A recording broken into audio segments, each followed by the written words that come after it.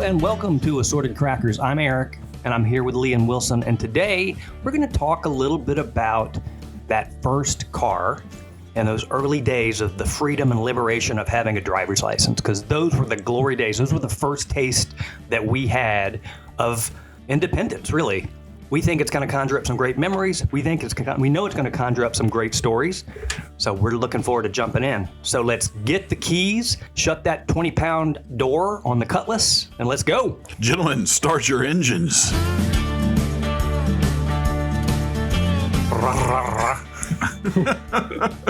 Which is kind of what mine sounded like. Not good.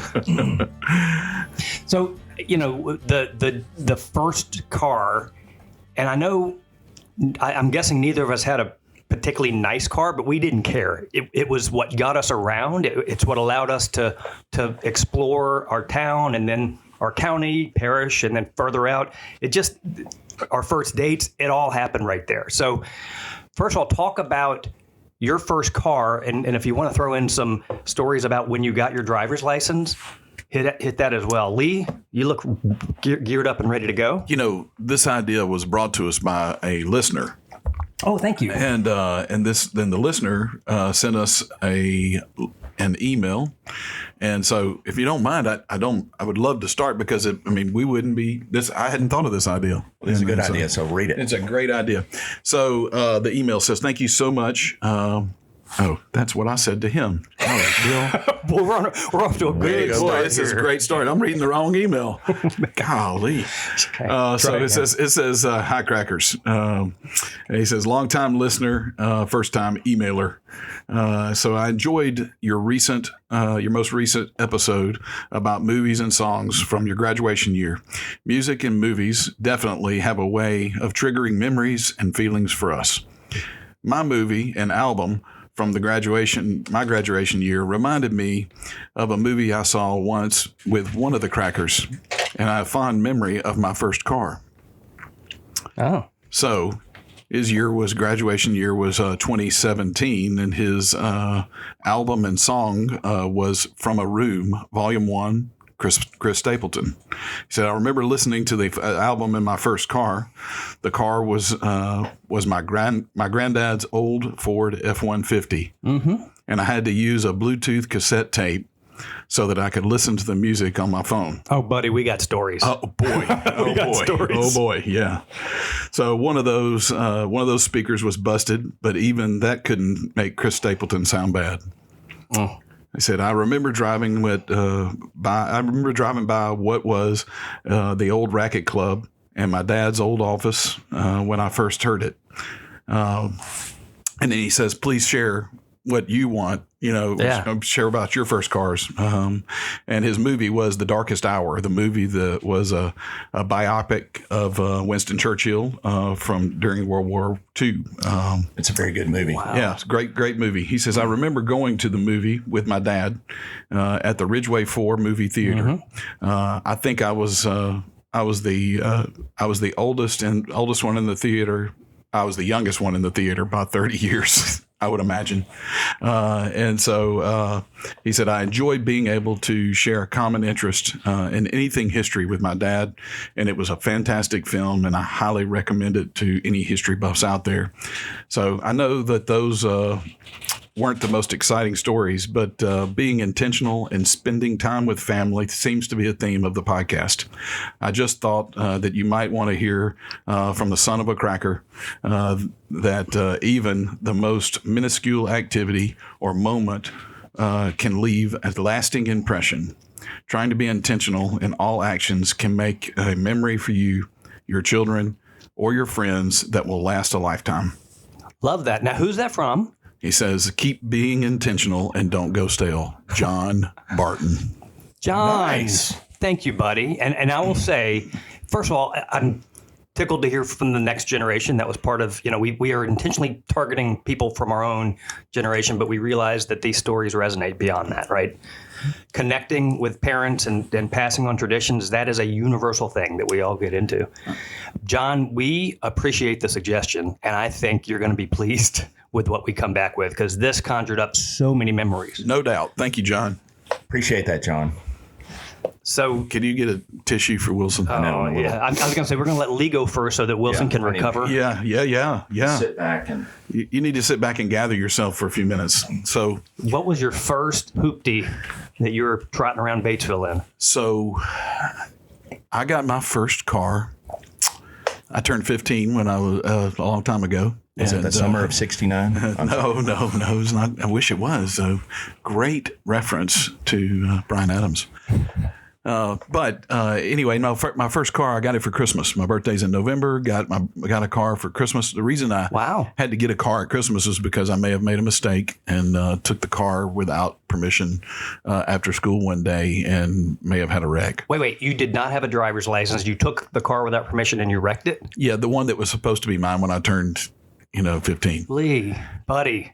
I was 14. This is so foreboding. This is again an indication of how your patience is just not there, pal. You got to be patient. You got to let good things come. I may be more patient All today. right, can you explain the wreck? I'd like you to expand on the accident, please.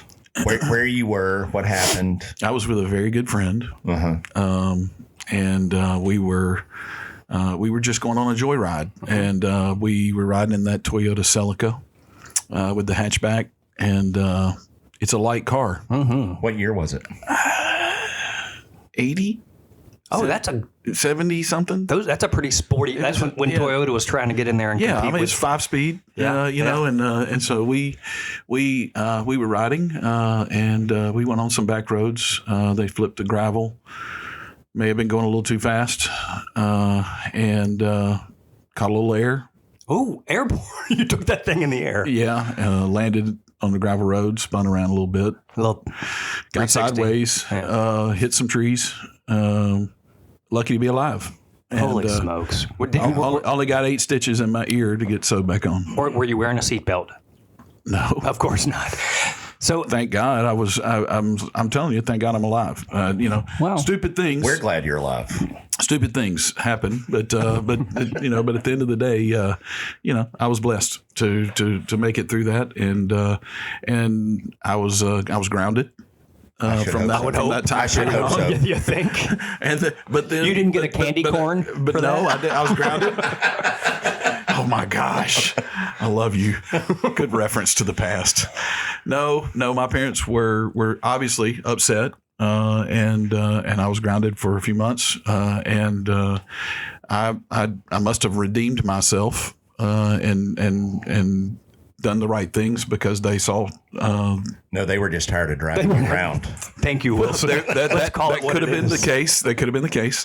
So for Christmas, Christmas Eve, we opened gifts at my grandmother's house, and we were all opening gifts, and I'm there with my grandmother and aunts and uncles and all my cousins.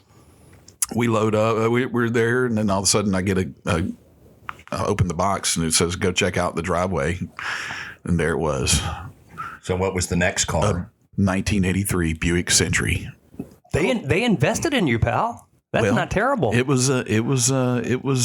It wasn't a Celica. It was most definitely not a Celica. 4-speed. It was a little bit kind of like a pontoon boat.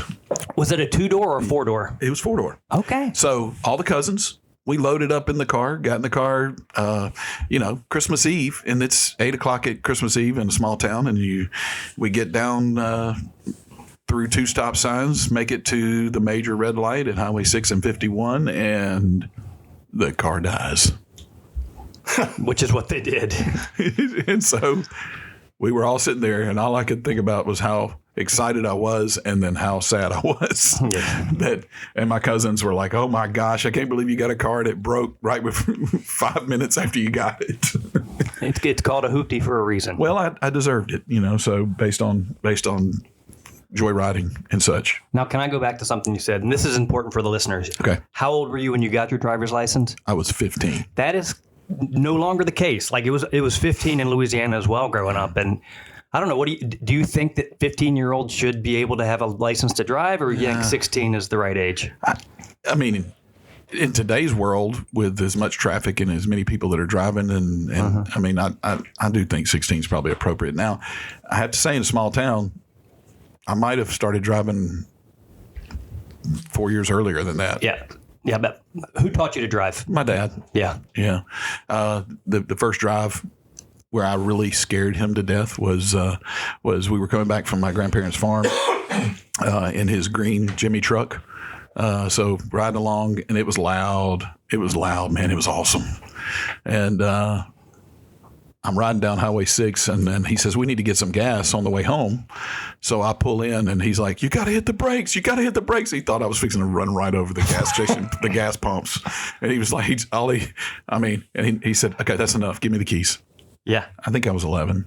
Susan grew up on a farm, and she'd tell stories about driving her dad's truck when she was 11 and 12. Yeah. Yeah, he was a cotton farmer, among other things. And if he needed her to run back to the house and pick something up, he'd give her the keys and say, go. Right. Well, it was like when you got your bicycle. That was the first sign of like real freedom. Like I can go, I can do something. Yeah. And I equate that also with when you get your driver's license. It's like a whole new world. Everything opens up. I mean, I can. I don't think I ever used the air conditioner. I think I had the windows down. I don't even know if I had air conditioning. I don't know if it worked. Maybe on occasion. But I know that I ended up putting a new radio in there. Yes, you did. So you I had to. Yeah, I had to have something that would thump. Well, the 2 and 60 was always a good AC. The what? 2 windows down and 60 miles an hour. That's exactly right. 2 and 60. It works. So anyway, I probably put that car through heck, and it died eventually, and it was a lot of fun. Just getting out in a small town and having your license and being able to go and come and go and have fun, and I don't know. I just remember listening to loud music with the windows down. Yes, sir. And you could just go. Yeah. I told a story. This reminded me of a story that I told at my father-in-law's funeral, actually. When our son was probably 13 or 14, my in-laws had a cabin up in McNairy County, again, super rural, gravel roads, etc. Probably 2 miles up the road was her uncle. So they had this cabin kind of on the main road, and then you went around the corner, and her uncle had a place. Well, her uncle had a tractor that my father-in-law needed. And so I forgot what we were doing, but he's like, Jake, come with me. I'm going to get this tractor. And so they get in my father-in-law's pickup truck and they take off. And, it's the cabin. You're coming, you're going, you're not keeping up with everything. Susan and I are sitting on the front porch. Again, Jake maybe was 13. And after about, 20, 30 minutes of them being gone, here comes her dad on that tractor that he'd picked up. And we're like waving at him. He's coming up the hill. And all of a sudden she's like, whoa, what'd you do with Jake? And all of a sudden behind that tractor, here comes Papa's pickup truck with little Jake behind the wheels. And Susan got up off that porch and ran to the tractor, not the truck. And I've never seen her that mad at her father. But he drove it home fine. Yeah. But that same dad let her drive. Absolutely. Of course. There's a double standard. Standards change when you grow up and you're raising your own kids. That let's just call that out. Goodness gracious. So Wilson, what was your first ride? Well, my first ride was my grandfather's car. He was not able to drive anymore, and I was turning 16. And it was a 1978 Doo-Doo Brown Ford LTD with Doo-Doo Brown vinyl interior. The kind that when your legs stick to the seats when it's hot outside. What color was it? It was Doo-Doo Brown? Doo-Doo Brown. Okay, so It was a beautiful brown. Well, so that means that it really soaked up the heat in the sun. So Yes. you really burned the your front legs. seat was a bench. Nice. Yes, I forgot about So that. it had the fold down armrest, to keep you from sliding all the way to the. I think my Buick Century was a bunch, I feel like Buick was keeping up. I don't think we still had at that bucket. They point. didn't even have captain's It chairs. didn't have a cassette deck in it. It had an AM/FM radio, so Yeah. I had to use my dad's jam box, seat belted in between the two seats. That's a great Nice. movie. With a cassette and play player. my tapes. Now, did you do mixtapes or did you just drop in your album? At that, Are you kidding?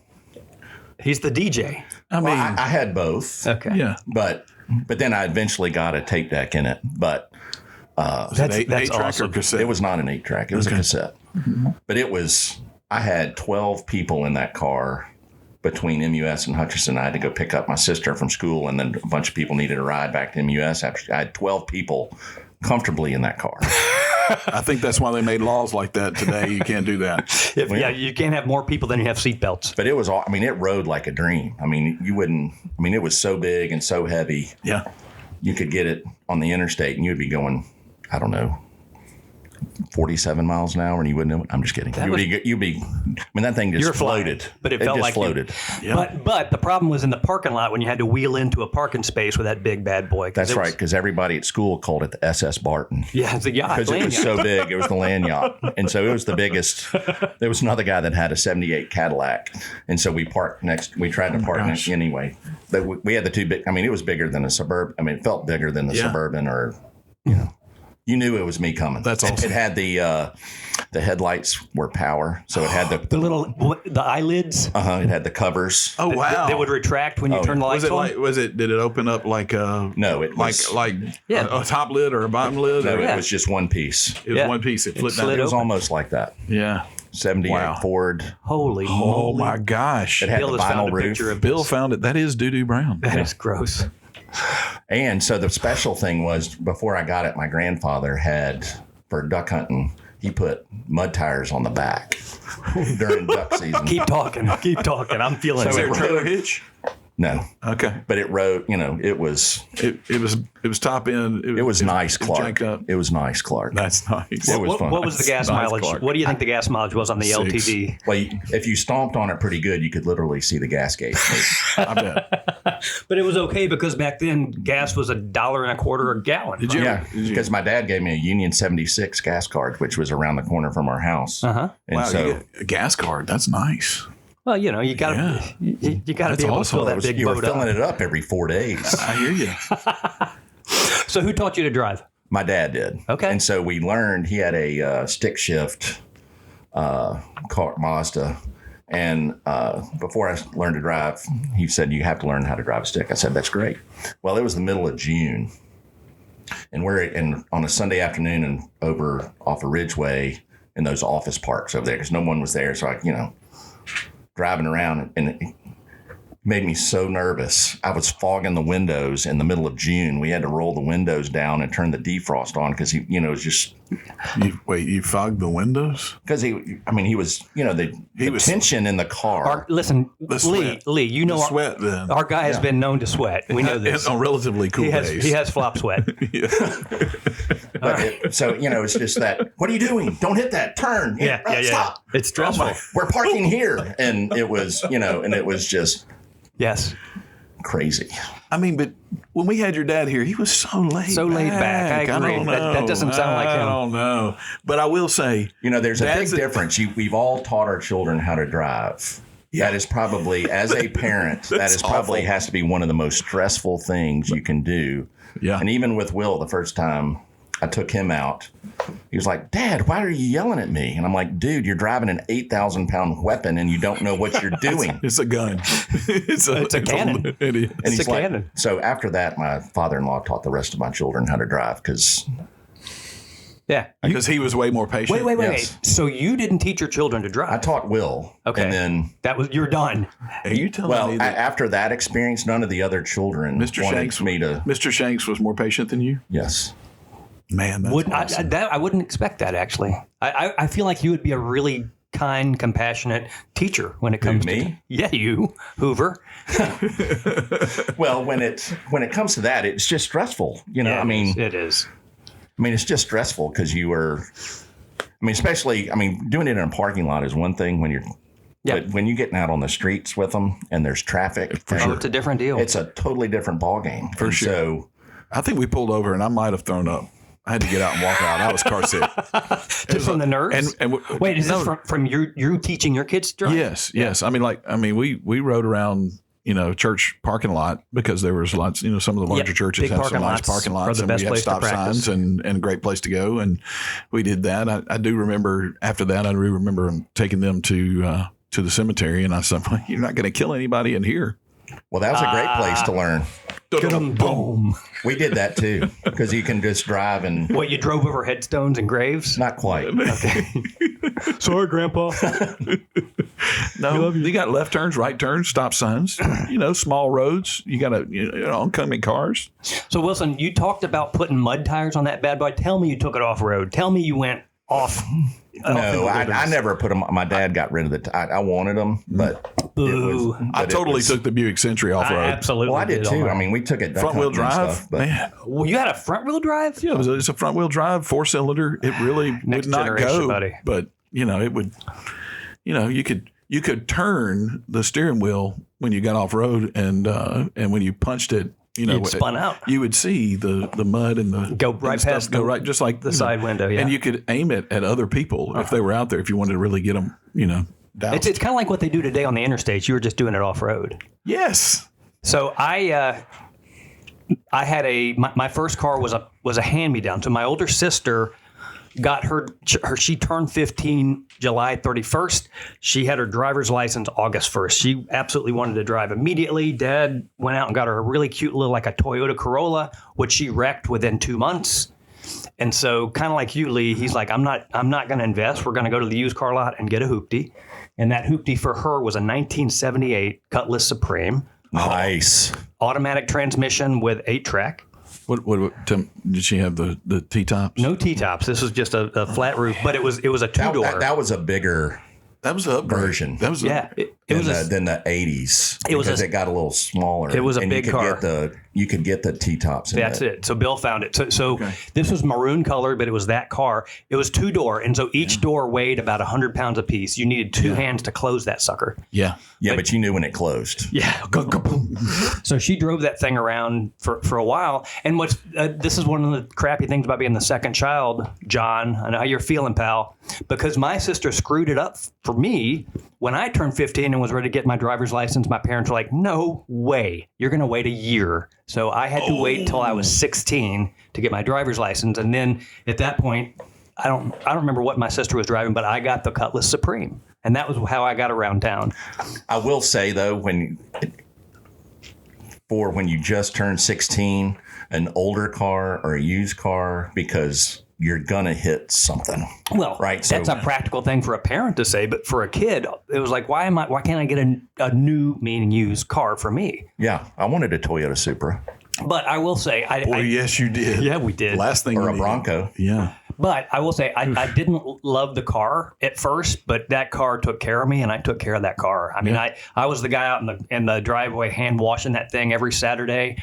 You were talking about hunting stories. Me and my buddy, his family was part of a hunting club, a deer hunting club called Dixie Ranch out in Lacombe, Louisiana, and we would go out. Everybody else had their big jacked up pickup trucks, 4-wheel drive with monster mud gumbo tires and all that stuff. I had the Cutlass, and I followed those trucks through the woods and across the back roads and through the mud puddles, and it did great. It would not be stopped. That car would not be stopped. Nice. So it took care of me. And my first date was in that car. Oh. Okay, wait a minute. Can we double tap on that? Sure, go. I'd Double tap. Double click. Go ahead, Double click. Excuse me. Zombieland Hit reference. pause. Go ahead. Let's pause. Let's talk a little Not more double about tap. first date. Pause. Well, maybe that's a whole nother show. I don't know. Well, I will tell a quick story. Okay. Because it goes back to the senioritis episode. It'll be quick, Bill. So I told you my prom date was the girl that I met at the Swenson's in the mall.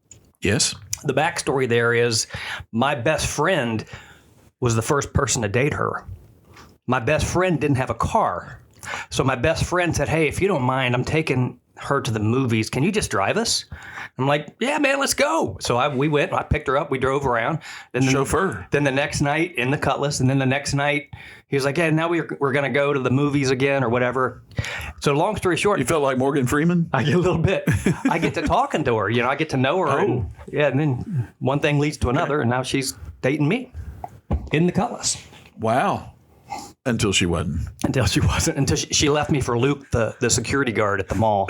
And that's the true story. Luke, the security guard. I'll never forget you about. Going back to getting my driver's license, I was nervous about it because by then my sister had 2 wrecks and half my friends had wrecks. Like I thought that was just part of the deal. So I was a little nervous about driving. Yeah. My mother taught me to drive. Dad was kind of like Wilson, did not have the patience. He one time got in the car with me and cursed and was, his head was bumping the dashboard and he's like, "No more, I'm not doing this." And so mom drove me, taught me to drive. Our neighborhood was a 20-mile-an-hour neighborhood. So it was great little, kind of like the church parking lot, great place to learn. And if it was up to me, I never would have left the neighborhood. I got comfortable enough to operate the vehicle. But one day she's just like, okay, you know what? Now we're going to go out to Military Road. Just keep going. I'm like, what? Where? And Military Road was a 50-mile-an-hour highway that passed in front of our neighborhood. And so she's like, okay, turn right here, turn left there. The next thing I know, she's got me on a highway and I'm going 65 mile an hour. And it's the kind of thing that I guess this is what moms do. Honestly, they push us. They have sometimes better faith in us than we do in ourselves. Because if it was up to me, I probably never would have left the neighborhood. But that day it was like, oh, this is easy. I can do this. And over time I got the confidence. So thank you, Mother. And I brought that same approach to my kids because you know what, just get out and go. Susan do all the driving teaching? No. I did the teaching, but when it was time to push them beyond their comfort zone, I was the guy to do that. I'll share one more quick story. This is another one about Jake. I love it. First time he ever drove on the interstate. If he was here, he'd tell you this. A friend of mine who used to live out at Southwind, he used to have a party every year during the golf tournament. Okay. FedEx St. Jude. And he and this friend of mine also had a son, Jake's age. They went to school together. So we get invited to the party every year. And so I get out there. It's a beautiful day for golf. And Kelly had a bourbon bar set up that I did not expect. Really good selection of bourbons. Okay. So Jake's running around with the young kids. Jake's got his learning permit. He doesn't have his license yet. I'm hanging around with the guys sipping some really fine bourbon. Wow. With your designated driver. That's exactly what I was thinking. All right. So it's time to go. And Jake's like, all right, let's wrap it up. And I put the keys in his hand. He said, what are you doing? I said, you're driving home. And he That looked was a at me. smart dad. Well, Setting the example. that's exactly what I was doing. Your nerves Very were good. a lot easier, right? He said they were very. I was very smooth and comfortable at that point. But he said, "I will do this, but you cannot tell me how to do. Don't talk to me. Don't distract me. I will get us home. Don't ever do this to me again, Dad." There you go. Well, I will say the first time after Will got his license, my father-in-law was a very, when I say offensive, he was, offensive driver. Not a defensive driver. but offensive. And so he was on the offense. He played offense. Yes. Okay, gotcha. And so Not offensive. yes, there you go. Yeah. But anyway, I was riding with Will, and I'm like, "You're driving fast," and he's weaving, and I guess like, "Well, Papa taught me." And I'm like, "Okay, there you go." So There you go. but anyway, that's I digress. Sorry. That's awesome. So I guess we're going to need Jake to respond and say, has Eric ever done that to you again?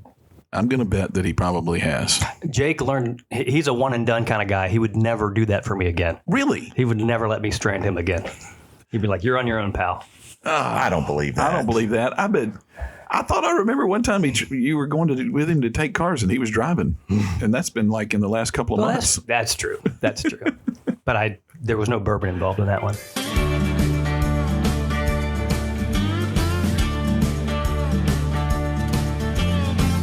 So, speaking of bourbon, quick shift. Yeah. Because, normally we do kind of bring bourbons to taste when we do these episodes. Right. But our producer, Bill, had a great idea. What were we drinking back in the day?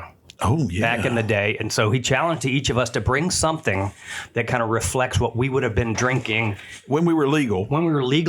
but what could we afford?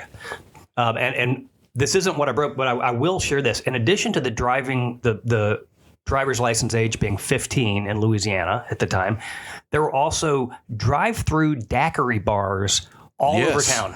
Can you put those two together and imagine how we survived? I had a friend that had one called the McDaiquiri Factory. Exactly. His last name was McDonough. That's crazy. Drive through, that was awesome. It sounds like something out of Coming to America. It did, but it was right across the river from McDougal's. Natchez. McDowell's. McDowell's, that's what it was. That's right across the river from Natchez. All right, so who's first? Lee, what'd you bring? Oh no! Oh my God! Where did you find All that? right, you have to open that. Tell us what you're drinking. This is Mogan David 2020. Also known as Mad Dog 2020. MD 2020 red grape wine. that is a headache in a bottle. I looked for the original, which would have been Boone's Farm Strawberry Hill. I looked for that as well. And that was only available in Fraser at the Kroger. and it was available in Whitehaven, and I did not have time to get to either one of those places. I called the you did so distributor. good. I called the distributor to find out where it was in town. Yeah. Everybody that I talked to, my normal places that I go, said I can get it to you, but it's going to be a couple of weeks. So for those who've never had Mogan David, Mad Dog, what would you? Is this a wine? Is that technically what we're drinking? Yes, this would be like a wine, like a. It's grapes. It's got grapes. It's super sweet. Not high in alcohol. Good. So That's anyway, great. I can't wait for you guys to taste this. Oh my God! Yeah, you don't need you don't need a glass. We don't need a glass for So this. that's the other thing. The only thing that's missing. Golly, Bill. The only thing that's missing is the brown bag. God. Oh, whew. That's nuts. That is nuts. Well done, sir. That is a throwback. that's Yeah. very much like Welch's. I don't think we used cups either. I think we just drank out of the bottle. Just like this. Yeah. So Pass it take around. one down and pass it around. Guys, does that bring back any memories? Oh, only bad memories, guys. This is why I like Yeah. when It tastes like communion. Does anybody want to take this to church tomorrow? stings the nostrils. That's awesome. That's bad. That's Oh. that's grape juice. I don't That know how is- you would get. I mean, what's But the again, alcohol content on there? There's just nothing there. 13%. So 26 proof. But why was this popular in our day? It was readily available. well, It was so super cheap. It was available, and It's as $1 twice. I worked at a liquor store. Oh, I didn't know that. I worked at a liquor store in college, and I will tell you that we sold this, and it was, if I remember correctly, $1.96 a Yeah, fifth. $1 twice. Jeez and Pete. What's the mean- the action? Satisfaction. What's the reason? Grapes in season. That's my boy. Wilson, go! Gosh, this guy can quote like nobody's business. Well, I love this. Well done. I kind of went to the same genre. I was determined. Back, I think it was the Senioritis episode, I made a reference to wine coolers, Yes, right? And we talked about Seagram's wine coolers. you are a Bartles and James Bartles kind of and guy. James. The one we couldn't remember was California coolers. Susan reminded me that California coolers was kind of one of the originals. Mm-hmm. And so I'm like, I am going to go find us a wine cooler to enjoy.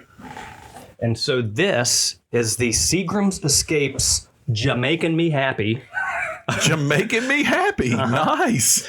And for those of you, since we're not on YouTube yet, that's pink. It's super pink. Is that what? It's watermelon. Do I see watermelons on there? Watermelons and lemon is the flavor. Oh, I can't wait. So, but here's the thing, little trivia, little fun trivia. I'm passing that down. So wine coolers were the thing, highly popular. There at one point in the 80s, 15% of all alcohol consumed were wine coolers. Okay. Oh, that's nice. What you were That's drinking- memories right there. What you were drinking is not technically a wine cooler. The fall of the wine coolers that we all knew and loved from the 80s came in 1991. I'm just going to read this. On New Year's Day, 1991, Congress more than quintupled the excise tax. Did you say quintuple? Quintupled the excise tax on Is that wine. 5 times? Yeah. Okay. So the excise tax on wine went from 17 cents a gallon to $1.07 a gallon. So some congressman was out there protecting his or her constituents. So it made wine blending economically dumb. They just couldn't make money doing it. So they went to a malt liquor. Okay. So they call these now. It's a malternative. Malternative, and that is Yes. that is terrible. Well, so I'm noticing that one, I do remember them having a higher alcohol content. That's 3.2%. That's part of what we loved. Yes. Yeah. Ugh. Yes. It's so again. It comes in a. You can pass that back. That was really nice, Eric. I don't know whether you enjoyed it or not. Hold on. I'll take care Look of at- it. You got me a gets their 4-pack? own. We got a 4-pack? 4-pack. Nice. Jamaican me happy, guys. Jamaican me happy. Maybe we need to title that. That may be the title of this episode. Where did you Jamaican find me that? happy. Actually, Kroger. Again, Kroger. Seagram's. This is a malt liquor version of wine coolers, and so Bartles and James makes these as well. But I could not find an actual, honest to goodness, wine cooler. Well, because we would drink those too. Oh yeah, because they again available. But you and couldn't cheap. find them, so I didn't think of you couldn't find the original, and I didn't realize that the issue with Quintupled excise Yes. tax. yes, And so what I did was, not that I drank in high school, Father, because I know he listens all the time. No, this is when you're legal. This is when we're legal. This is More college days. So it was either beer or 7 and 7. 7 Seagram's. and 7. The Seagrams, they that was that's sophisticated. Right. That was a sophisticated drink. Absolutely. Canadian blend. Wow. So I'm going to pass that around, fellas. You So just jump in there and I mean, I'm going to tell you, see I if had, that brings back some memories. This is a the proper MD 7 2020 and was 7. bad memories, but I can tell you that Jamaican Me Happy was not, that brought back some good stuff. That was a happy. little bit better than the Mad Dog. Yeah, it was a lot better than Mad Dog. It was Good just law. that's just so sweet. 7 and 7 is going I to. feel like I need to cleanse my palate before I get the 7 and You 7. probably should. Good memories? Total. Oh my, that's a flashback. That is a Oh, I flashback. can't wait. Wow. Yeah, and again, every one of these Seagram's was a little more premium, but they're very affordable. Yep. Which is part of what you're looking for at that stage of your life. I mean, and when it comes in a plastic bottle, you know the quality is good. look at that. There you get a picture of that, Bill. There you Man. there it is. This is like a road trip in our hoopties down memory lane, and the Buick, the LTD, and the Cutlass. I feel like if the three of us knew one another back in the high school days, we could have ruled the roads, baby. I'm going to tell you what. I might have. I mean, that 7 and 7 is that's taking me back. I could. That's crushable. All of this stuff is okay. A different version The of Mad Dog is not crushable. I'm going to say beware. Yes. Step away from the Mad Dog. It was much. Strawberry Hill was much more in line. The Jamaican Me Happy brought me back to Strawberry Hill. There you go. So way too sweet. Strawberry Hill, Strawberry Pop Tarts. Yeah, we didn't talk about tasting notes. The prequel was probably a Budweiser to get you started. Yeah, well, you had to, because then that was, another classic back then was Michelob Ice. You remember Michelob Ice? Was it Michelob or Bud Ice? Bud, they had a Bud Ice too, but Michelob had one too. Yeah, all the ice. All right. And then of course Zima somewhere in the mix. You But were that totally came out much later. Eric. You were a Zima guy, weren't you? I mean, Zima was produced and brewed, distilled right here in Memphis, Tennessee. I shop local. Okay. They use that fine aquifer water from Memphis to mix up the Zima. Made by Coors. That was made by Coors, and that's another malt liquor alternative. That's what they use to sweeten it. So speaking of malt liquor, yeah. Colt 45. Did you bring some? No, Okay, but good. Thank you. you could buy a quart. You could buy a quart in college for 99 cents. Yes. So you take 2 of those and you bum a good beer off of a freshman, and then you drink your $2 quarts. Oh, gross. Well, is that the one that Billy D. Williams used to advertise for? Yes. With malt? Yes, I had a Colt neon sign of Colt 45 in my room at the fraternity house. You were a popular dude. Goodness. You were living it. Well, guys, I've enjoyed this. It's time to park the cars at the end of the driveway because our parents never let us park them in the garage. Keep your crappy car down at the end of the driveway. There's no room for you in there. This has been fun. I don't think I'm going to finish any of these drinks. So if anybody, we'll donate them to charity maybe. I don't know. I'm going to take that Jamaican Me Happy. Oh, you're welcome to it, pal. You're welcome to it. I'm thinking communion wine tomorrow is Mad Dog. I like it. Let's get her done. Let's get her done. Well, guys, thanks for listening. Thanks for the stories. John, thank you for the idea. I hope you enjoyed this. Appreciate it. I hope it hit the mark. Love you, buddy. As always, we love hearing from you and more listeners. If you've got ideas for other episodes, please hit us up. 3assortedcrackers@gmail.com is how you can reach us. Lee is at the wheel, ready to listen. And we're on Instagram. Instagram. I always We're on trip that. Instagram. We're on Instagram. Instagram. At 3assortedcrackers. And so come find us. Come follow us. We love interacting with you that way as well. Absolutely. Remember, though, Don't go stale. and don't be afraid to try New Jamaican flavor. Me Happy and other new flavors. That's right. But stay away from MD 2020.